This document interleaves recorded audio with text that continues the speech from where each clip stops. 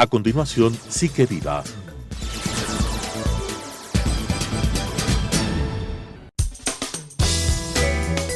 Clasificación A. Apto para todo público.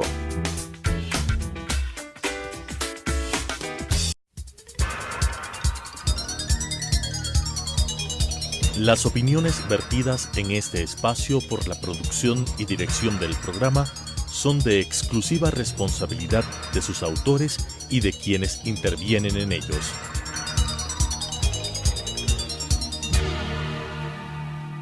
Telesucesos Canal 29 UHF presenta Psique Viva, un espacio interactivo de información sobre psicología en la actualidad, con la conducción de Natalia Cisneros y Elisa Narváez. Psique Viva. Muy buenos días, bienvenidos a Psique Viva, un espacio para hablar de psicología en la actualidad. El día de hoy nos encontramos igual como todas las semanas con mi compañera Natalia Cisneros y vamos a hablar sobre discapacidad, un tema que es sumamente relevante para nuestro contexto, ya que en Ecuador tenemos unas altas cifras de discapacidad. Gracias, Elisa. El tema de la discapacidad es muy importante, ya que todos los días nos vemos enfrentados a gente que vive su día a día con una discapacidad. Y esto muchas veces, a veces hablamos desde tal vez el desconocimiento o no entendemos exactamente qué implica ser discapacitado o estar catalogado como uno. O tener una discapacidad. O tener una discapacidad, exactamente. Ajá. Entonces, vamos a hablar un poco sobre las definiciones, qué es lo que se considera tener una discapacidad, cuál es la clasificación que hace la OMS, la Organización Mundial de la Salud, sobre la discapacidad y cuál es su definición. Y vamos a hablar un poco también de los problemas que existen en nuestro contexto. Uh-huh. Entonces, ¿qué es la discapacidad? La discapacidad es un término general que abarca las deficiencias, las limitaciones de la actividad y las restricciones de la participación. Esa es la definición que la OMS hace de la discapacidad. Y ustedes pueden ver que se topan tres temas importantes en esta definición. Hablamos de deficiencias, que son un problema que afecta una estructura, una función corporal. Hablamos de limitaciones de la actividad, son dificultades para ejecutar acciones o tareas. Y restricciones de participación son problemas para participar en situaciones vitales. Es decir, la OMS, la Organización Mundial de la Salud, define discapacidad tomando en cuenta estas tres áreas y ámbitos importantes. Me parece súper interesante el tercer punto de restricciones de la participación, porque si hablamos de restricciones no necesariamente hablamos de una dificultad de la persona. Estamos hablando de que el contexto es el que tiene que cambiar para poder adaptarse y que las restricciones de participación sean menores. Entonces hablamos, por ejemplo, si una persona tiene discapacidad física y no puede caminar, necesita rampas para poder llegar a un lugar y a otro, por ejemplo en una escuela, las restricciones de la participación disminuyen si cambia el contexto. Y eso es súper importante comprender que muchas veces los términos de discapacidad nos limitan mucho pensando que las otras personas, es decir, las personas con discapacidad son las que tienen que cambiar y adaptarse al contexto. Sin embargo, actualmente trabajamos con un lenguaje bastante inclusivo y con una percepción bastante inclusiva que hablamos de que el contexto es el que tiene que adaptarse a la persona, ¿no? Exactamente. Entonces, tal como menciona Elisa, la nueva definición no alude a tanto a que una persona no sea incapaz, sino más bien habla de cómo su actividad se puede ver limitada en ciertas áreas. Es importantísimo entender esta nueva definición de discapacidad, porque es completamente opuesta a la que se manejaba durante muchos años. Entonces también tenemos, por ejemplo, Elisa habló de las restricciones de la participación, limitaciones de la actividad, es decir, por ejemplo, alguien que tiene discapacidad visual, por ejemplo, evidentemente necesitará otro tipo de material. De lo contrario, no podría participar de la misma manera en una actividad, ¿no es cierto? O deficiencias son qué es lo que pasó, que podemos hablar de que existe una discapacidad. Por ejemplo, la discapacidad visual es no poder ver, entonces tal vez hay un daño a nivel físico, orgánico, del nervio ocular o del órgano, o sea, del órgano en sí. O sea, hay diferentes tipos de discapacidad que los vamos a cubrir hoy brevemente. Bueno, abordando un poco las estadísticas, se estima que 1.000 millones de personas alrededor del mundo tienen discapacidad. Eso quiere decir alrededor del 15% de la población mundial. Como vemos, es un porcentaje bastante alto. Significativo. Y significativo. Eso quiere decir que es un grupo de atención prioritaria. Las personas con discapacidad necesitan políticas públicas, necesitan programas de intervención, ya que es un porcentaje bastante significativo. Después tenemos Dificultades importantes para funcionar existen entre 110 millones, que es decir, el 2,2% de la población, y 190 millones, el 3,8% de personas mayores de 15 años. Entonces, como vemos, 190 millones de personas mayores de 15 años tienen discapacidad. Entonces, muchas veces hacemos énfasis en la intervención en la infancia, que sí da una oportunidad de desarrollo cuando hay discapacidad. Sin embargo, las personas que requieren también mucha atención son personas mayores de 15 años y se ve mucho en nuestro país. Eso también es importante recalcar, que en los últimos años en nuestro país sí se ha hecho un trabajo importante respecto a la discapacidad, o sea, no estamos igual que estaba el Ecuador hace 50 años, en los últimos 10, 15 años se ha intentado hacer mucho trabajo de inclusión, por ejemplo, incluso a nivel de infraestructura. Ahora ya no es extraño la presencia de una rampa para una silla de ruedas, por ejemplo, ahora sabemos que eso es mandatorio y que tiene que haber esta posibilidad en todo lado. Y existen también, por ejemplo, las escuelas especializadas y las escuelas inclusivas. Entonces, las escuelas especializadas trabajan solamente con niños con discapacidad. No es secreto que hay personas o niños con discapacidad que no pueden tener acceso a la educación ordinaria, a pesar de que se busca tener una inclusión en el mayor porcentaje posible. Sin embargo, cuando es súper difícil, lo que se hace es situarles en una escuela especializada que tienen una atención más personalizada y una atención más específica para potenciar sus habilidades y desarrollar de mejor manera las oportunidades que tiene este niño o este joven en una escuela especializada. Incluso ahora que mencionas de esto, también ahora se habla muchísimo de inclusión educativa y se habla de las necesidades educativas especiales y se las suele clasificar entre asociadas y no asociadas a la discapacidad, por ejemplo. Entonces también se toma en cuenta qué es lo que las personas con discapacidad necesitan para poder estar incluidas de un régimen educativo regular. Entonces es muy importante recalcar que la discapacidad es un tema sumamente amplio que está siendo atendido. En mayor o menor grado ya hemos mejorado nuestra atención a aquella población con discapacidad, pero tenemos todavía mucho trabajo que hacer. Por eso consideramos importante aclarar los términos y de qué se trata cuando hablamos de discapacidad. Claro, se ha abordado muchísimo, sin embargo nos falta un montón todavía. Todavía falta mucho en el Ecuador, definitivamente. Y bueno, creo que en esta primera parte queda claro que la discapacidad es un fenómeno complejo que refleja una interacción entre las características del organismo humano y la sociedad en la que vive. Es decir, no podemos dejar de lado que es una interacción, no es solo la presencia de una discapacidad, sino es cómo esta persona con esta discapacidad se integra en su medio, en la sociedad. Y más allá de las estadísticas, la OMS plantea que cada vez aumenta más el número de personas con discapacidad, y esto se debe al envejecimiento y a la prevalencia de enfermedades crónicas. Claro. Por ejemplo, las enfermedades crónicas como una insuficiencia renal o esas enfermedades que te afectan a lo largo de la vida y que se cronifican. O dificultades en el embarazo. Actualmente, por ejemplo, Ecuador es un país con una población de embarazo adolescente bastante alta y ese es un factor de riesgo para la salud del niño que también podría generar algún nivel de discapacidad. Dificultades en el parto, todas esas también son causas de discapacidad. O ya dificultades genéticas, síndromes específicos como el síndrome de Down. Uno de los gran porcentaje de las personas con discapacidad se debe al síndrome de Down, realmente. Entonces también es una población que, bueno, existen muchas instituciones aquí en Quito que atienden a este grupo de discapacidad. Creo que el síndrome de Down es el grupo de atención prioritaria con discapacidades más atendido, me parece. Hay mucho trabajo que se ha hecho en torno al síndrome de Down y suelen ser los que están también incluidos de manera más deficiente en la población. Además de aquellas personas que tienen discapacidades sensoriales.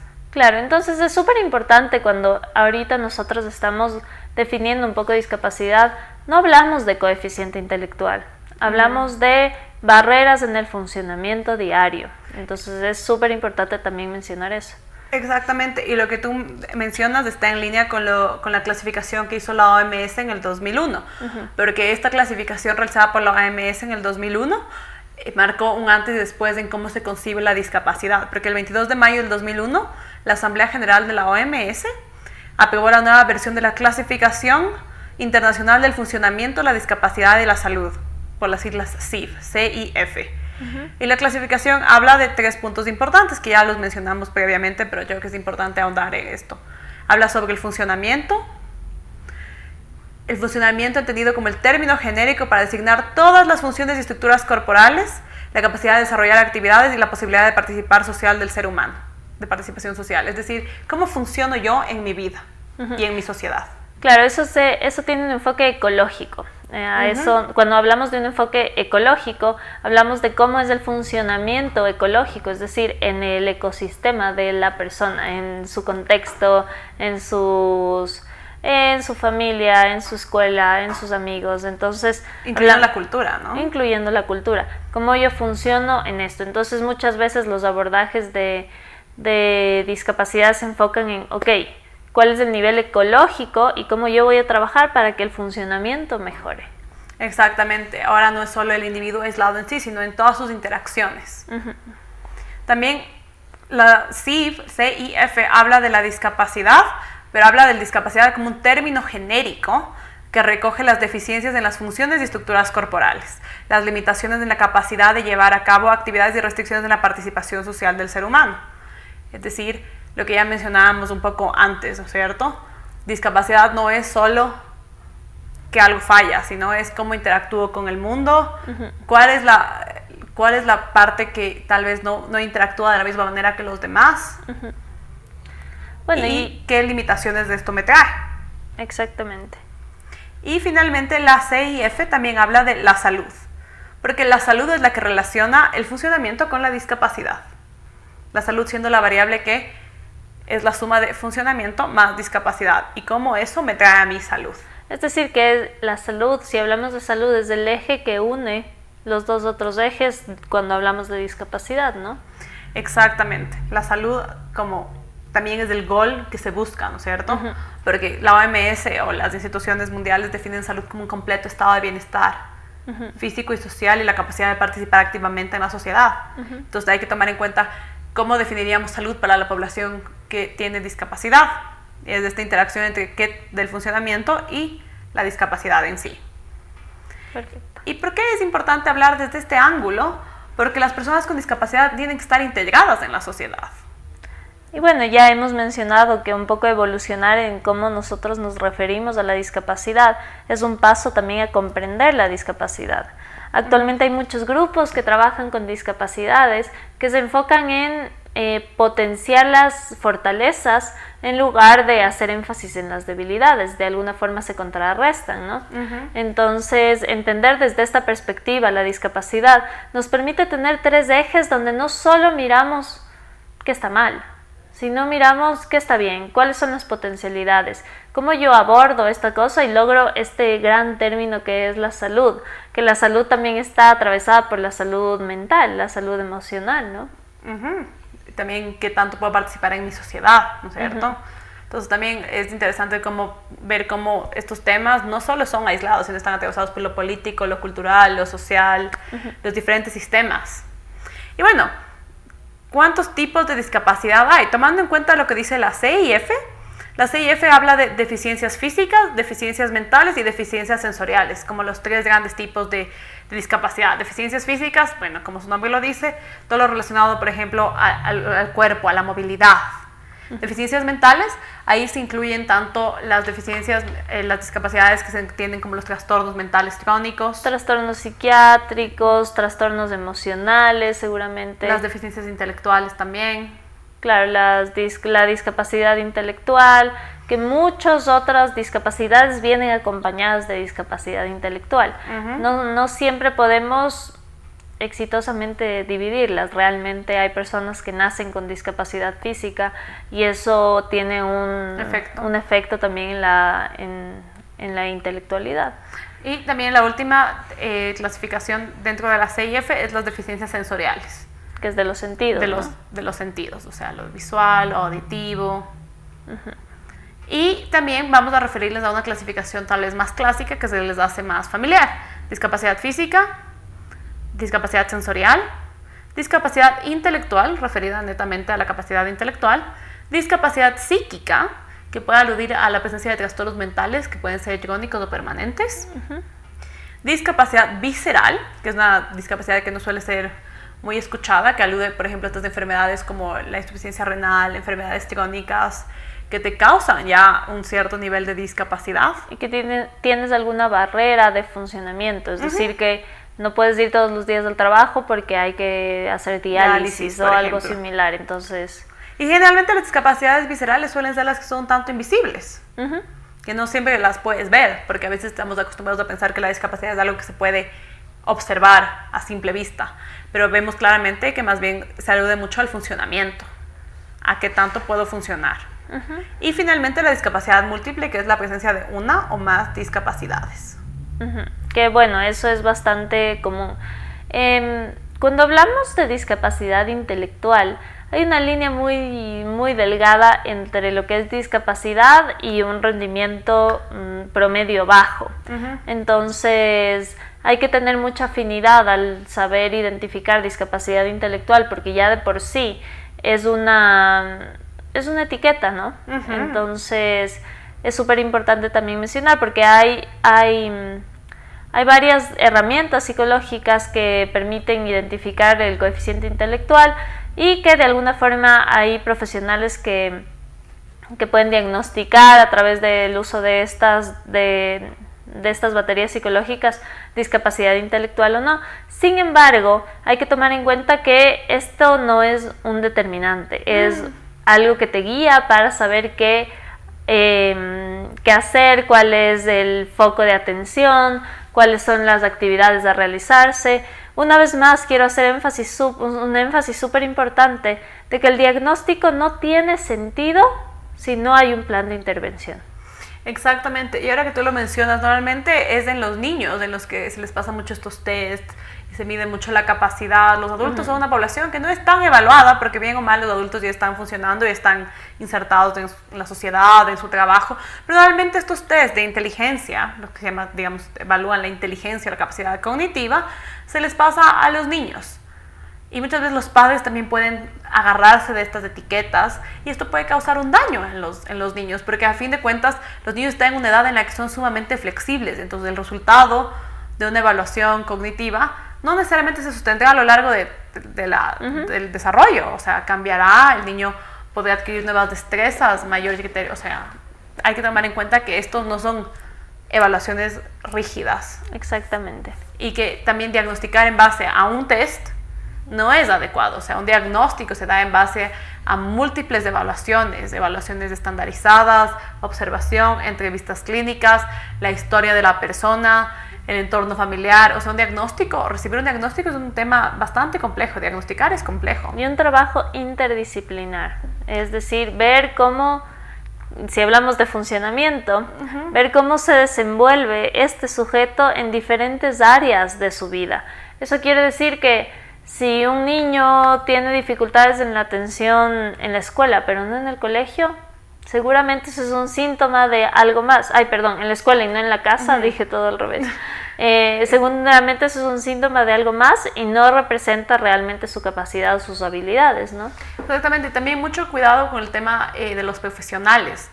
Porque, por ejemplo, un diagnóstico, como bien dice Lisa, tiene que ser multidisciplinario. Es decir, no solo un psicólogo puede ir y diagnosticar algo, o solo el pediatra, en el caso de los niños pequeños, ¿no es cierto? Es el pediatra, el neuropsicólogo, el psicólogo, el pedagogo. O sea, es un trabajo en conjunto, porque un diagnóstico es una etiqueta que puede ser muy pesada y puede influir negativa o positivamente en la vida de una persona. Totalmente. Justo tengo un caso en el que un profesional le había dicho a los padres que el niño iba a estar siempre con un año de retraso, por ejemplo. Y esto es una concepción que los padres han manejado siempre, y el niño, o sea, como que cumple esta especie de profecía. Predicción. Esta predicción, porque el niño es un niño que está, o sea, es relativamente, o sea, muy despierto, muy brillante, pero en ciertos momentos, en ciertos contextos no rinde de la misma manera. Y claro, es lo que uno se cuestiona, ¿no es cierto? ¿Qué pasa ahí? Que ahí eso no marcha. Pero bueno, eso es lo que se está planteando actualmente en el enfoque inclusivo, en responder a las necesidades de este niño. Entonces ahí hablamos de adaptaciones curriculares. Entonces si yo adapto la metodología para que este niño aprenda lo mismo de una forma diferente, o si yo adapto los objetivos, que tiene que aprender algo distinto a sus compañeros. Entonces es súper interesante lo que mencionas, porque En ese caso se necesitaría, yo no sé, tal vez una adaptación curricular o tal vez un proceso terapéutico con los padres para ver también qué es lo que están depositando sobre el hijo, sobre un diagnóstico que le hicieron hace ¿cuántos años? No, eso es una cosa que les dijo un profesional médico cuando apenas él nació, por un tema de prematuridad.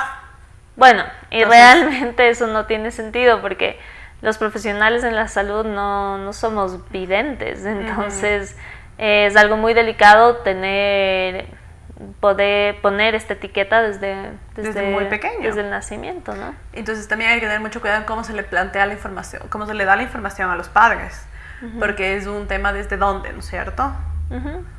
Desde dónde, y por ejemplo en este caso que he comentado aquí, se plantea una evaluación también, una evaluación cognitiva, una evaluación con un psicopedagogo, o sea, es de trabajo multidisciplinario de evaluación del lenguaje, se hace proceso con los papás, se hace proceso terapéutico con él, entonces todo un trabajo de equipo. ¿Y qué edad tiene? 8 años. 8 años, ya es. Imagínense lo que es ustedes crecer con una etiqueta de que siempre vas a estar atrasado un año, ¿no? O siempre vas a ser lento. Entonces también este tema de las etiquetas lo del diagnóstico es muy importante, y qué bueno que podemos abordar este tema tomando en cuenta el tema de la discapacidad intelectual, por ejemplo. Porque también estas son cosas que pueden ser, la discapacidad que es invisible, es más difícil también de ser tratada. Porque una discapacidad física, bueno, usted sabe que se necesita, por ejemplo, adaptaciones de acceso al currículo. Exacto. Es decir, adaptar el espacio para que la persona pueda acceder. Es decir, por ejemplo, el material en braille. Exactamente. Una profesora que esté también capacitada en lenguaje de señas.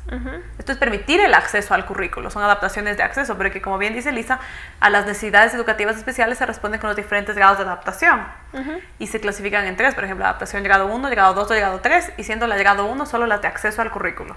Claro. Grado 2 ya hay modificaciones, y grado 3 se modifican los criterios de desempeño, es decir, ya se empieza a hacer un cambio en cómo se evalúa la adquisición. Y algo que es súper importante, no siempre las dificultades representan una discapacidad. Por más dificultades súper acentuadas que parezcan, hay que abordarlo a través del estudio del caso, ¿no? Exactamente. Y además hay que recordar que las personas con discapacidad tienen una mayor vulnerabilidad. Son un grupo de atención prioritaria. Grupo de atención prioritaria, y por lo tanto ellos deberían ser los primeros en poder acceder, por ejemplo, a servicios sanitarios, a servicios de salud. Y siempre hay que tomar en cuenta que no es un tema más bien de funcionamiento y de cómo nosotros podemos incluirlos efectivamente en el grupo social. Y bueno, con esto nos vamos a despedir. Les recordamos que nuestros números están en pantalla. Gracias por acompañarnos en esta edición de Psique Viva. Hasta la próxima. Las opiniones vertidas en este espacio por la producción y dirección del programa son de exclusiva responsabilidad de sus autores y de quienes intervienen en ellos.